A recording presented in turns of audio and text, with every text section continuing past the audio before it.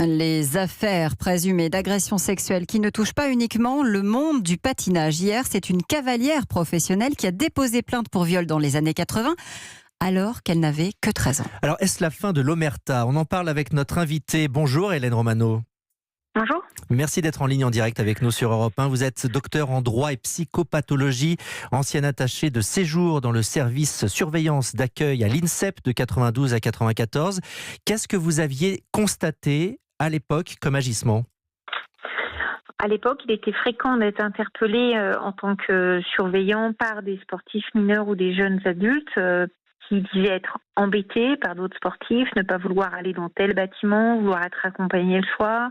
Quand il y avait des stages extérieurs, des sportifs qui refusaient clairement d'aller dans tel ou tel bâtiment ou même d'être logés à l'INSEP.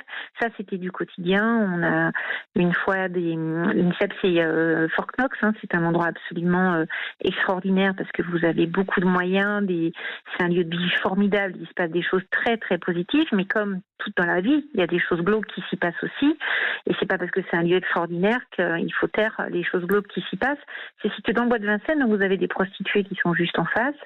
Et il arrivait assez régulièrement qu'on ait des prostituées qui passent, qu'on en récupère dans des états pas possibles. Donc une fois une jeune femme totalement dénudée, totalement rasée de la tête aux pieds. Moi, j'avais fait une note d'incident qui avait été déchirée devant mes yeux par le responsable en me disant que de toute façon, les sportifs avaient le droit de décompresser, qu'il fallait bien comprendre le stress dans lequel ils étaient et qu'ils avaient bien le droit, ça allait bien. Donc à l'INSEP, et je suis pas la seule à l'avoir dit, c'est un environnement extrêmement particulier. C'était il y a 30 ans, donc ça a pu changer aussi, je mets un bémol par rapport à ça. Mais il y a 30 ans, c'était quand même un endroit très, on va dire, incestueux au sens où les gens vivent ensemble H24. Vous pensez qu'on a couvert des choses, qu'on a mis le couvercle sur certaines dérives qui ont pu se passer à l'intérieur de l'INSEP, comme on le voit aujourd'hui dans le monde du patinage? Je ne suis pas la seule à le dire. À l'INSEP, vous avez plus de 600 sportifs, 150 entraîneurs, vous avez l'élite de l'élite, c'est le Graal, l'INSEP, donc tout est permis, ça donne une forme de toute puissance. Mais vous, Hélène Romano, vous aviez alerté les autorités à l'époque? On vous a pas écouté? Vous avez été menacée?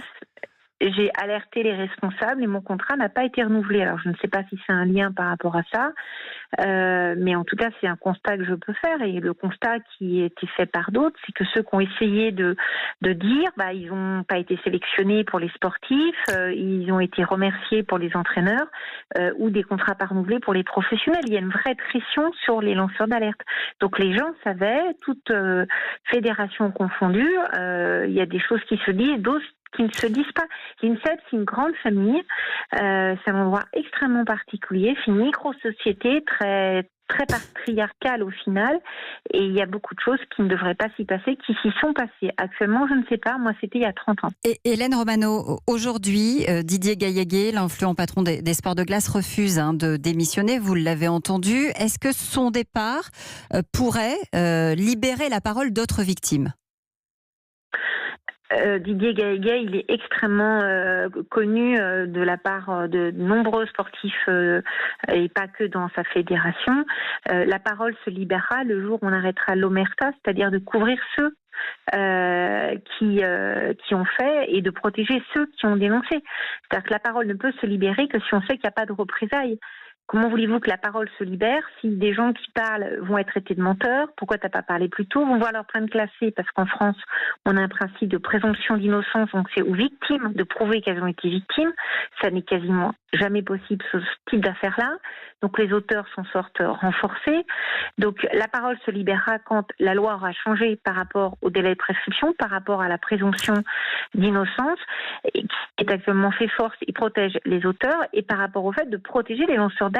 Sinon, l'omerta, tant qu'il y aura l'omerta et système mafieux, vous n'avez aucune raison que la parole se libère totalement. Qu'il parte, parce qu'il a un fonctionnement, on l'a vu dans sa conférence de presse, de stratégie perverse, c'est-à-dire on inverse les responsabilités et les culpabilités, on se positionne soi-même comme un coupable et on tout fait pour empêcher ça alors que tout le monde connaît son histoire. Ça ne pourra qu'assainir ce sport-là, ça réglera pas tout. Ce sport-là et peut-être même d'autres sports, puisque manifestement d'autres sports sont touchés aujourd'hui et les langues commencent à se délier.